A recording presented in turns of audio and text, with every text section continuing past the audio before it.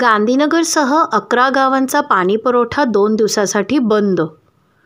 गांधीनगर प्रादेशिक नळ पाणीपुरवठा योजनेतून शहरलगतच्या गावांना पाणीपुरवठा केला जातो.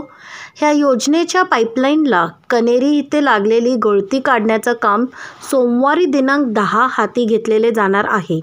त्यामुळे ह्या योजनेतून पाणीपुरवठा केल्या जाणाऱ्या गावांचा पाणीपुरवठा 2 दिवस बंद राहणार असून उचगाव, गांधीनगर, वलीवडे, गडमुडशिंगी, सरनोबतवाडी, उजळाईवाडी, पाचगाव, मोरेवाडी, कंदलगाव, कनेरीवाडी, गोकुळ शिरगाव ह्या गावांचा ह्यामध्ये समावेश आहे.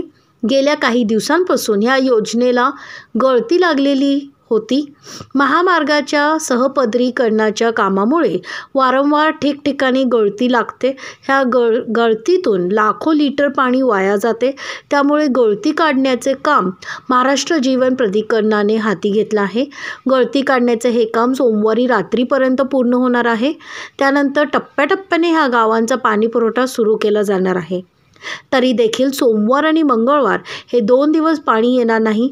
हे गृहीत धरून नागरिकांनी पाण्याचा वापर काटकसरीने करावा असे आवाहन महाराष्ट्र जीवन प्राधिकरणाने केलं आहे. अशाच आणखी बातम्या जाणण्यासाठी सिंधू स्टार चॅनल लाईक करा. धन्यवाद.